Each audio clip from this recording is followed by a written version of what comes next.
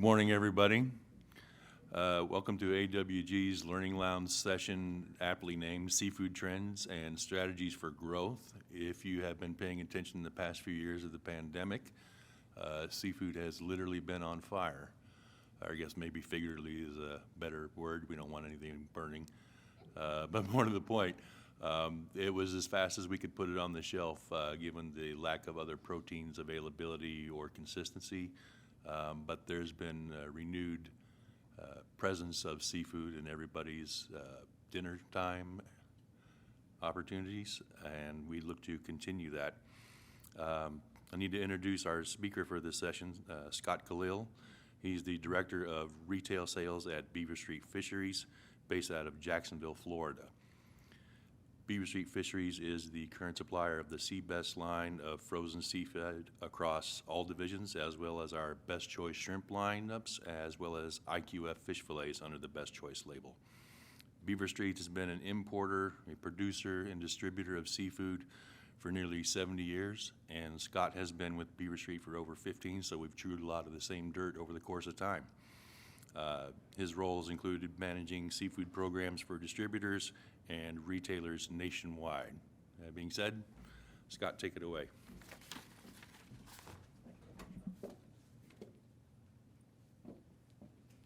Good morning, everybody. Thank you for being here and for your time here. We appreciate you taking time out of the show to be here. So my name is Scott Khalil with Beaver Street Fisheries. Thank you for being here today. I'm going to talk about how to grow seafood sales. As Charlie mentioned, seafood is a challenging category, but it's a category with huge potential. So my goal is to simplify the category for you and leave you with a few takeaways. So here is what I plan to discuss. Quick overview of Beaver Street Fisheries and Sea Best, what we sell, our lines, why is seafood important, what's growing in seafood, what do customers want in seafood, and what are the best practices in seafood. A quick overview of our company. So we're a fourth-generation family-owned company that's been approaching 70 years in business. We're headquartered in Jacksonville, Florida, as Charlie mentioned, and we've been fortunate to grow into a top 5 seafood company in North America. We have over 450 employees in Jacksonville, and we distribute about 150 million pounds of seafood a year from all around the world. We ship over 100 full truckloads each week out of Jacksonville, including to every AWG division, all 9 divisions, and we supply just about every seafood item you can think of. Some people think it's too many, it's a lot to keep up with, but if it's in seafood, we carry it. We supply frozen seafood under our Sea Best brand, and our brand's always been about a commitment to quality and value. Our newest tagline is Seafood to Love, and our goal is to grow customers' love for seafood and to grow their consumption of seafood by understanding all the benefits of it, including all the health benefits. We want to make sure that our messaging on packaging and in stores is about growing customers' long-term love for it and have them thinking about seafood as much as they do about the other proteins, beef, chicken, and pork. So our Sea Best line includes a full assortment. You can see here a fish, shrimp, shellfish, breaded shrimp, value-added items, and they come in all varieties of sizes from 8-ounce units to 4- and 5-pound family packs. So we've got a consistent and clean look on the packaging. It's shelf-friendly, customer-friendly to try and make selling and eating seafood a better experience. In addition to supplying our Sea Best brand, we have been fortunate to be a partner with AWG in the last decade on supplying all of the Best Choice shrimp line from the cooked and raw. So this is all sizes of shrimp and all varieties of format, and it includes unit sizes going from 12-ounce units all the way up to 2-pound units. We recently launched a line of 2-pound bags of fish fillets under the Best Choice brand. Actually, it was at last year's Innovation Showcase that we just launched this. This includes 5 of the most popular species of fish in the market. So you see there tilapia, cod, pollock, swai, and salmon. And if you come by our booth, you'll see those items in the freezer case today. So, back up here. All right, so why is seafood important? So if you look at the consumption of seafood in the U.S., which is that small blue part of the graph on the right side, okay, just to put it in perspective, seafood is a tiny part of the daily protein diet for the American consumer. If you compare seafood consumption in the U.S. to other countries on the graph, you see that the U.S. consumer is really lagging in their consumption of seafood compared to people around the world. So if you think of each protein as a company, our approach is we think of seafood as the small startup company. It's got tremendous growth potential compared to the other proteins. The other proteins that we're competing against are more mature. They've had a thriving commercial industry for many more years. If you really look at the commercial seafood industry, it's really in its infancy compared to some of the other proteins. So seafood is the startup company. Here's another look at the numbers. If you look at the U.S. retail market, you see meat at $82 billion, seafood is $16 billion in dollar sales. Okay, so we're less than 20% of meat sales. There's obviously a lot of room for that graph to keep growing. And then if you dive down into seafood, the category itself, the frozen seafood is the winner. Okay, it's higher than all the other seafood sales, so this is broken out with fresh and grocery. Grocery is primarily canned, so tuna fish and some of the other categories. But frozen seafood is the most at $7.3 billion in sales in just 2022 alone. So what happened during COVID, and Charlie mentioned this, the category just growing tremendously. Compared to other proteins, before COVID, seafood had a much higher percentage sold in restaurants versus retail around the world. So when all the restaurants closed, there was a big vacuum of dollars that came back into retail, more than beef, chicken, and pork. All those seafood dollars were in the restaurants. They came back to grocery in a big way. So that was the catalyst for the growth, and that's why the seafood numbers really took off. So when you look at some of the numbers, so this is 2021, sort of during COVID, and then 2019, you see that seafood had the biggest increase in frequent and occasional shoppers compared to meat, pork, and poultry.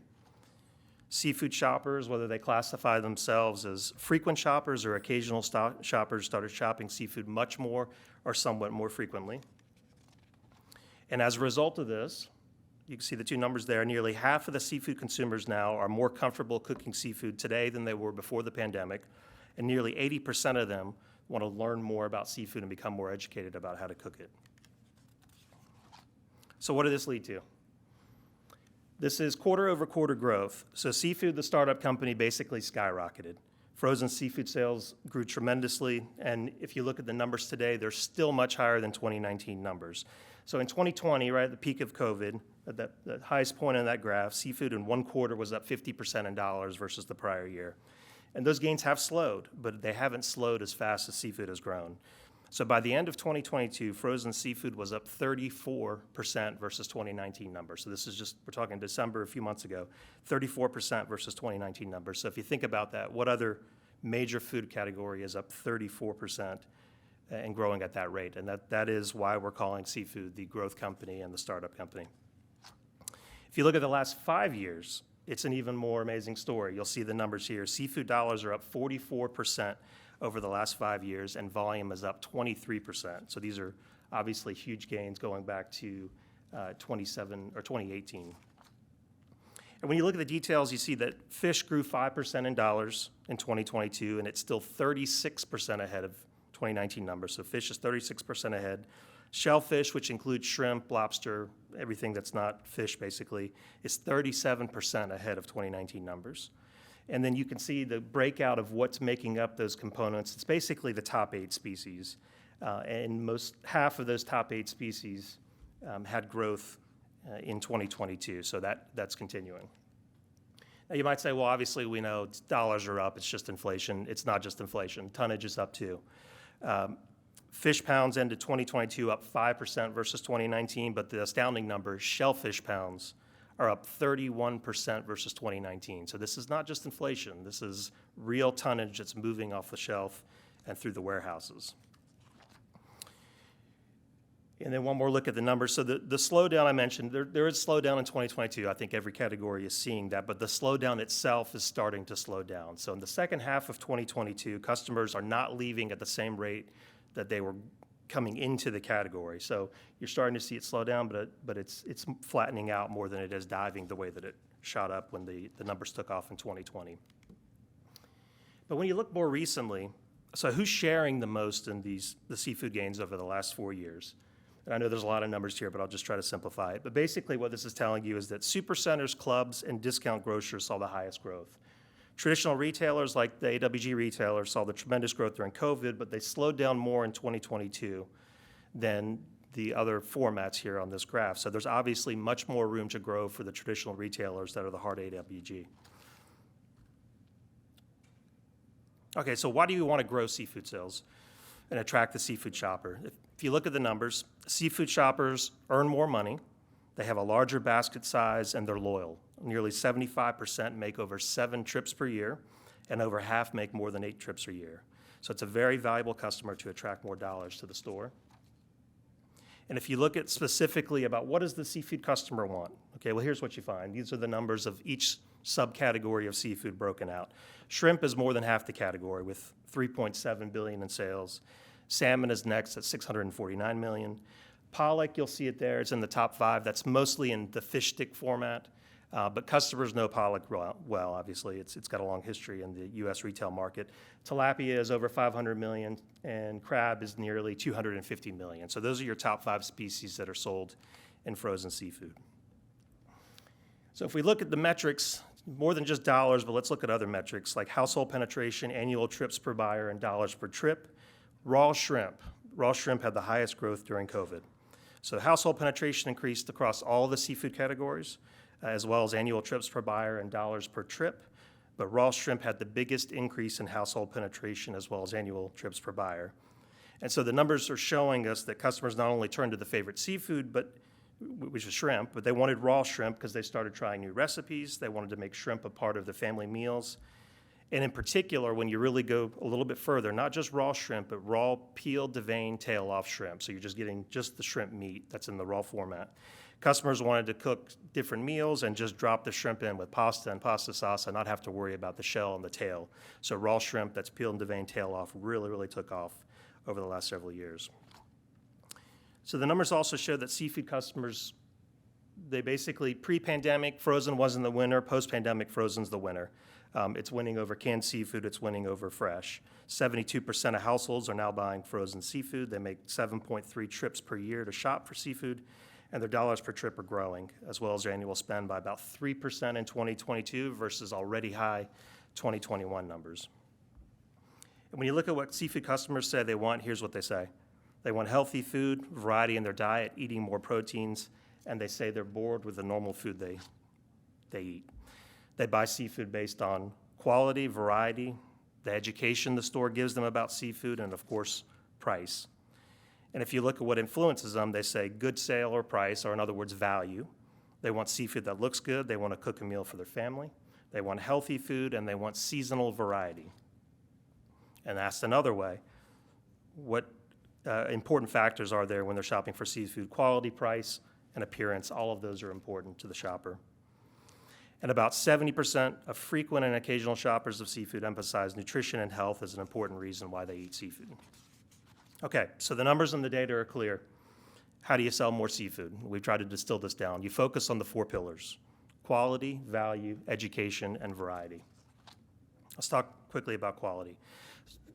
We all know this. Seafood's intimidating. Customers are concerned about what to buy, that they can't cook it as well as a restaurant makes seafood.